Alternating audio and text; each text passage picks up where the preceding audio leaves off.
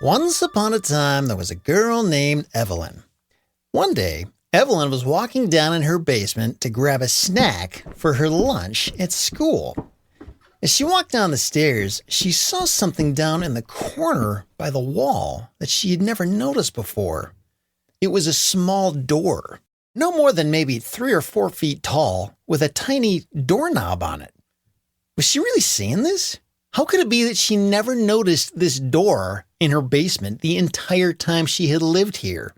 She took a few steps closer and rubbed her eyes to make sure she was seeing clearly, when all of a sudden, she saw the doorknob start to turn. Her heart started beating faster, and as the door slowly opened, she saw a tiny little figure standing in the doorway. And as she had a chance to look closer, she saw it was a tiny little girl. A really tiny little girl with rosy cheeks and a squeaky little voice. "Hello," she said. "What's your name?" And Evelyn said, "My name's Evelyn. What's your name?" She said, "Really? My name is Evelyn. I've never met any other person named Evelyn before." They both stood there and stared at each other for a minute. "Do you want to come see where I live?" And Evelyn said, "Well, I have to go to school soon, but I guess I could see it really quick." So Evelyn had to crouch down and lower her head just a little bit because the door was so small, and then she walked through the tiny doorway.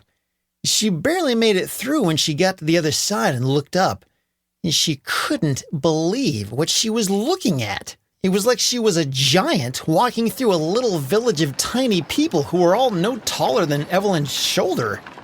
Each of the little people looked so happy and cheerful as they walked through the streets. Some of them even stopped to greet Evelyn. "Well, hello, young lady. We don't see many boys and girls from the human world in these parts." "Her name is Evelyn, just like me." "Well, how about that? Delighted to meet you, young lady." All the people were so friendly, and Evelyn could duck down and peer inside their little houses and see what they were all doing. And they didn't mind at all. Each of them would just smile and wave at her right through the window. And then the little elf said, "Hey, Evelyn, do you want a friendship bracelet?"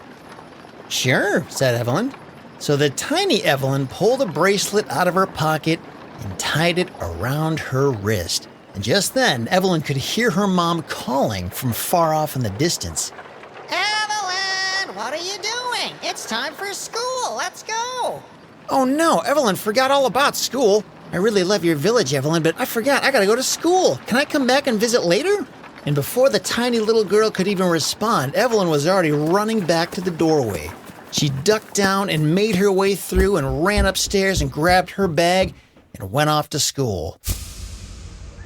At school that day, all she could think about was the village she discovered and how cool it was. She told her brother all about it, and her brother said, "Okay, cool, great, whatever." It didn't seem like he believed her, and the more Evelyn thought about it, the more she wondered, was it even real? Did she just imagine all that? It sounded like such a crazy idea, but it sure seemed real to her. Oh man, she couldn't wait to get home and visit again. When she finally got home, the first thing she did was run downstairs with her brother. And when they looked back at the corner where the door was that morning, the door was gone. It was just a blank wall. Evelyn rubbed her eyes again. Was she seeing this right? How was that possible? She knew what she had seen that morning. Evelyn was so confused and sad that the door was gone. How could the door have just disappeared like that? And if it wasn't there, what had she seen this morning? She knew it was real. It had to be. There was no way she dreamed all that up. She even looked down at the friendship bracelet on her wrist and thought, how could this be on my wrist right now if what I saw wasn't real? She just couldn't understand it, but she didn't know what else to do. So she ate dinner and she did her homework and she went to bed. The next morning, she went downstairs to grab a snack for school again. And she couldn't believe what she saw in the corner of her basement. It was the same tiny doorway she had seen the morning before. It was back!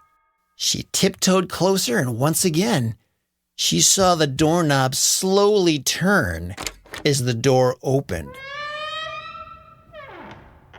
But this time, there was a different person standing in the doorway, and they didn't look nearly as friendly as the other Evelyn she had met the day before.